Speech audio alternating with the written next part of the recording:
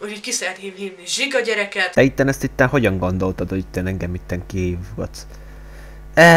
Üssekő. Csináljuk meg, már eddig úgyse csináltam még ilyet. Na akkor egyébként üdvözlök mindenkit, én Zsiga gyerek vagyok, mai videómban pedig most én is életemben először valami nyomvat kihívást most elfogadok.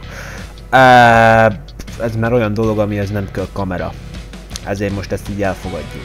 Szóval az a lényege ennek a kihívásnak, hogy itt beszélnem kéne. Milyennek van hashtag, mit mondtak? Mondd az, amit akarsz hashtag dologkomból, és akkor itt pofázni kell 2 percig. Ez valahogy úgy nem tűnik olyan borzasztóan nehéznek, de mindjárt kiderül, hogy lesz ebből. És elindult, akkor üdvözlök mindenkit, én Zsiga gyerek vagyok, mai videómban pedig akkor 2 percen keresztül kell valamiféle dologról beszélnem. Szóval akkor tegnap voltunk moziban, képzeljétek el, és megnéztük az új Star Wars-t, nekem nagyon bejött, bár nagyon sok ember másképp vélekedik erről a dologról.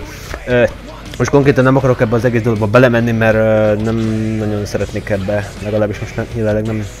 Ez a videó nem arra lenne a legjobb, hogy most itt kikritikázom a filmet, bár arról szerintem 2 percet tovább is tudnék beszélni.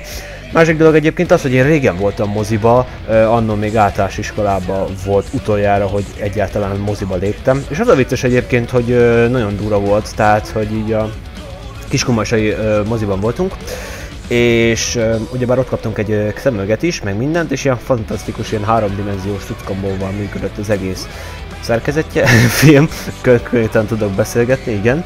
És az a vicces, hogy nagyon újfajta élmény volt ez az egész számomra, hogy így nézhettem meg ezt a filmet.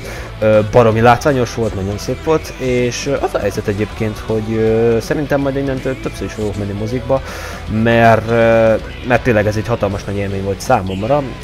Csak ugyebár nagy az a gáz a legjobb ezben az egészben, hogy ugyebár közelemben nincs mozi, így nagyon nehéz akármilyen úton, módon ehhez eljutnom. Max annyi, hogy vannak a közelben lévő városokban, de ugyebár akkor ott vagy busszal, vagy vonattal be kéne járkálgatnom. Meg hogyha már megyek, és akkor szerintem inkább haverokkal, tehát szerintem majd lehet osztálytársaknak szólok, hogy valamiféle úton, módon akkor itt beszélgessünk össze, és akkor hogy az új filmeket, melyek jönnek majd az idő során, akkor ezeket így megnézegetjük.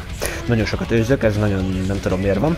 Általában nem vagyok hozzászokva ahhoz, hogy folyamatosan beszéljek, ez számomra nem egy valami nagyon egyszerű dolog, ezért is gondoltam így, bár mindjárt megvan a 2 perc, és jelenleg most lesz az a 2 perc. Nekem egyébként egy pukemberes sütgönyöm van, amúgy nem, de megmutatom majd egyszer, amikor lesz kamerám, és vége. Hú! Igazából nem tudom,